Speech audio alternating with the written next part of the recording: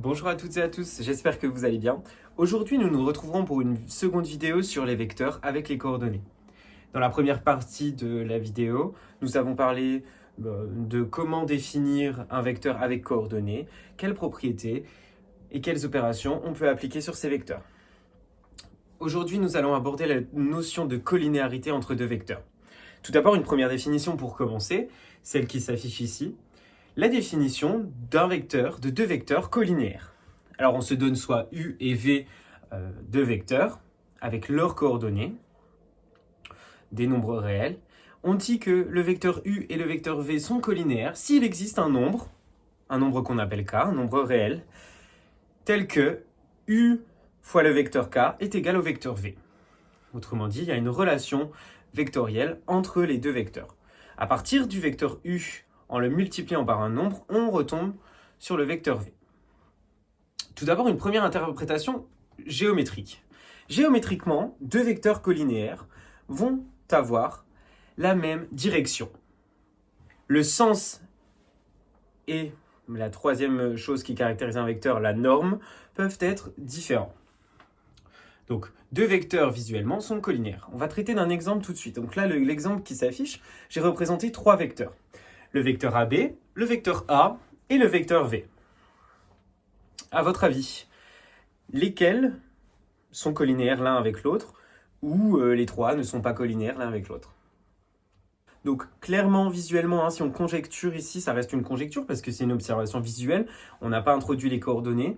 On va montrer comment déterminer si deux vecteurs sont collinéaires. Mais visuellement, là, juste, je peux dire que le vecteur AB ne semble pas être collinéaire au vecteur V. De même que le vecteur A ne semble pas être collinéaire au vecteur V. Pourquoi?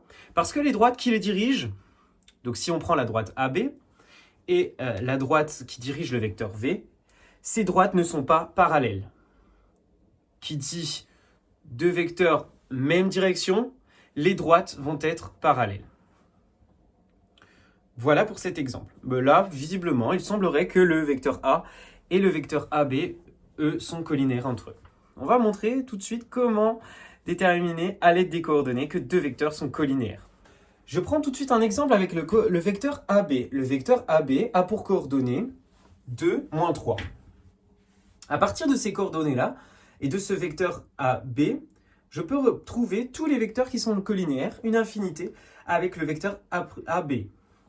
Par exemple, le vecteur CD, lui, va être collinéaire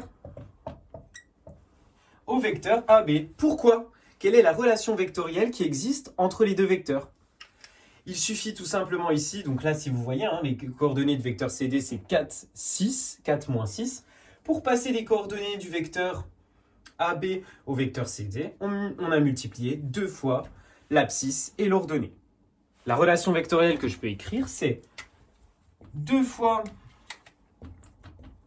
le vecteur AB est égal au vecteur CD. Inversement, je sais que les coordonnées du vecteur AB divisé par 2, on obtiendra les coordonnées du vecteur ici AB. Or, divisé par 2 revient à multiplier par 1/2.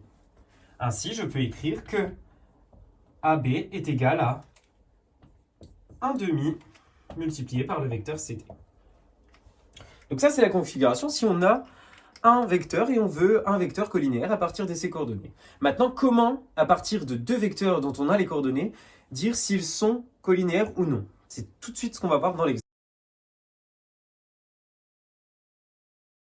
Nous allons montrer comment déterminer si deux vecteurs ou non sont collinéaires. Alors pour cela, on va tout d'abord définir une nouvelle notion mathématique, ce qu'on appelle le déterminant de deux vecteurs.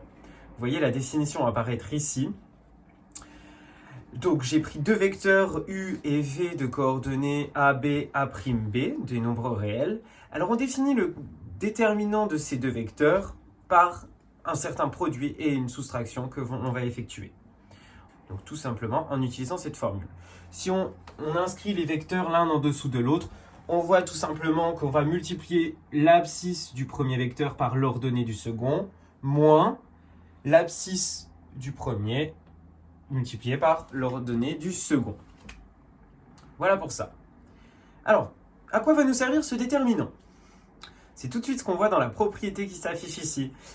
On va établir le lien entre ce qu'on a dit tout à l'heure, la collinéarité, et le déterminant de vecteur. Il y a une équivalence entre le résultat du déterminant, qui est un nombre, et la collinéarité de deux vecteurs. Tout simplement, ce résultat, c'est deux vecteurs sont collinéaires si et seulement si le déterminant entre ces deux vecteurs est égal à 0. Voilà un lien fort ici, hein, on peut raisonner ça, on peut le lire dans les deux sens. Si le déterminant est égal à 0, les vecteurs sont collinéaires. Inversement, si les vecteurs sont collinéaires, alors leur déterminant va être égal à 0. C'est ce qu'on va montrer, on va essayer de faire ça avec les trois vecteurs que j'ai représentés ici. On va à chaque fois calculer le déterminant de vecteurs 2 à 2. Alors tout d'abord, le déterminant du vecteur U avec le vecteur V. Le déterminant du vecteur U et du vecteur W est égal à 1/5 multiplié par moins 30 moins 6 multiplié par moins 1.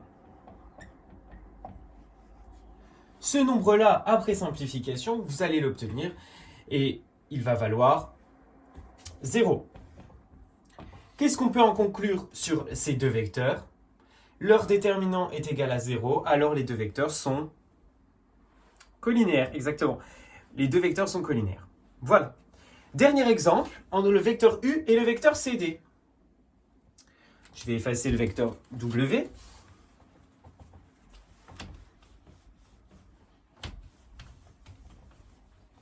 Je calcule le déterminant entre ces deux vecteurs. De la même façon, on va multiplier 1 moins 1 par 0, moins 30 multiplié par moins 2. À quoi est égal à ce nombre? Moins 60.